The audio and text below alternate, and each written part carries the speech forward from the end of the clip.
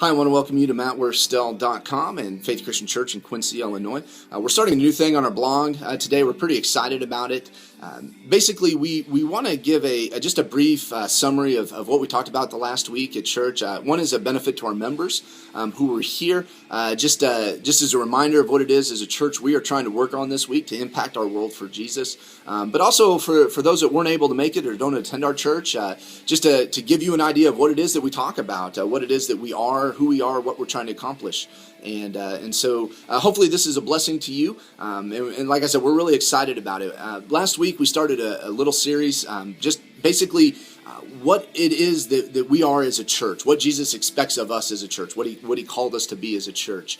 There's a lot of exciting things going on right now at Faith Christian. A lot of new ministries are starting. A lot of growth has been happening lately, and we're doing a lot of great things around the campus here, improving a lot of things. And so we're really excited about it, but we also want to make sure that as these things are happening, we don't lose sight of who we are. We want to be true to what it is that Jesus called us to do. And so that's the reason for this series. It's also true of us in our Christian life. Whether things are going really good or things are going really bad, or we feel like we're just kind of stuck in a rut, there's a purpose for us that Jesus, the Son of God, the creator of the universe, gave us. And it's a purpose that we need to be living towards. So we turn to Matthew chapter 5. Of course, this is the Sermon on the Mount. Jesus is preaching on the mountain, and he starts off by giving us this list of promises from God. If these things happen, then these things will happen. If you are this, then God will grant you this. It was a very comforting thing for the people listening. It was a very true thing, just reiterating the promises of God. But then he goes on and he gives two exclusive statements. He says, you are the salt of the earth, and you are the light of the world. Next week, we're going to talk about what being the light of the world means. But this week, we tackled salt of the earth. What is the salt of the earth? Now, we've heard this sermon quite a few times. It's preached 6 different ways from Sunday. And usually the formula goes like this. This is a property of salt. And because this is a property of salt, and Jesus said, be like salt, then you are to do this. And so we use words like preservative. Salt is a preservative. And because of that, then you are to preserve Christian values in the culture. Salt is a purifier. And since it purifies things, then you are to purify the world around you. And salt is a flavor enhancer. So you enhance the conversations and the relationships you're in with the Word of God. We go through all of these things. We get a little crazy with them sometimes. Commentaries say salt's a fertilizer. I've never used it as that. I didn't know that was until I read commentaries. But those guys are a lot smarter than me. So sure, salt's a fertilizer. And so we're to create fertile ground for the Word of God to grow. None of those things are wrong. In fact, all those things are true. Those are the missions of church and the things that we should be doing, the business we should be about. But I don't think that's what Jesus is talking about here.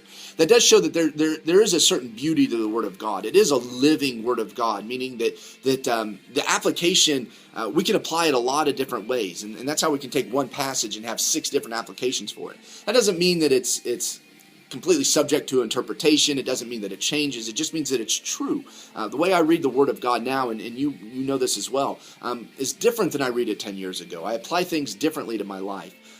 Again, that's just the beauty of how God designed his book. It doesn't change, but yet its application can, and that's just beautiful. But he says, you are the salt of the earth. So what does he mean by that?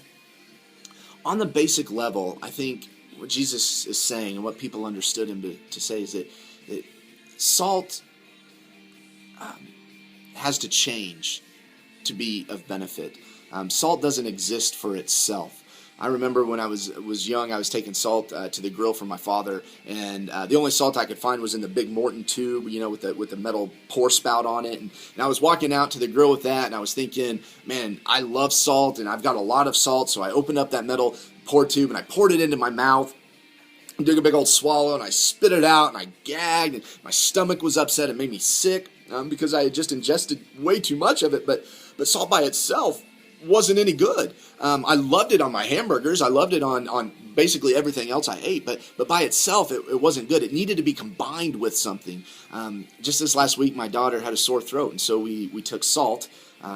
Instead of just pouring it down her throat, we mixed it with hot water, and she gargled it. And while she hated the experience, it didn't make her sick. In fact, it had the opposite effect. It helped her get well.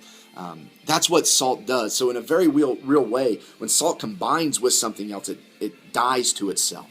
And I think you see the biblical principle here. Jesus is talking to everyone on the mountain. There are men, there are women, there are children, there are Gentiles there. And he's saying, you guys, you that are hearing my words right now, you who hear the word of God and believe them, you are the salt of the earth. This is an exclusive statement. This is a statement that is true to the people who believe in God. We are the salt. No one else is the salt. The government isn't the salt. The civil authority isn't the salt. The nonprofits aren't the salt. You are the salt. You are the salt. You are to be in the world, and by being in the world, you change the world. You change the world. We, Christians, are the ones that change the world. No one else does that. No one else lays claim to that. It's an exclusive statement from the creator of the universe to us. It's the authority given by God to you. You change the world.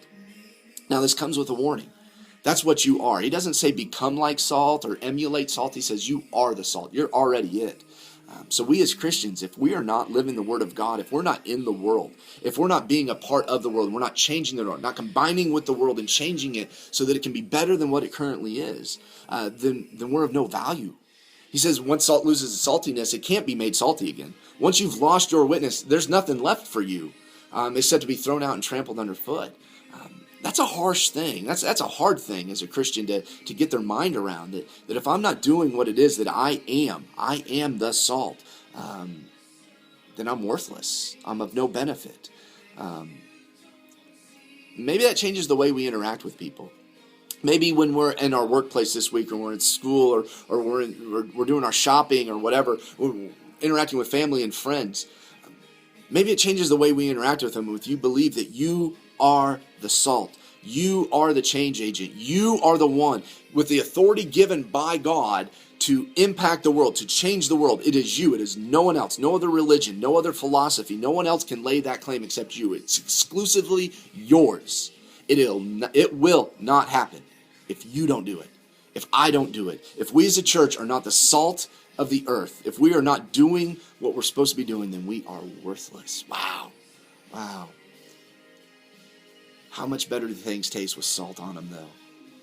When we're out in the world, we are the salt of the earth. It's time we do the changing.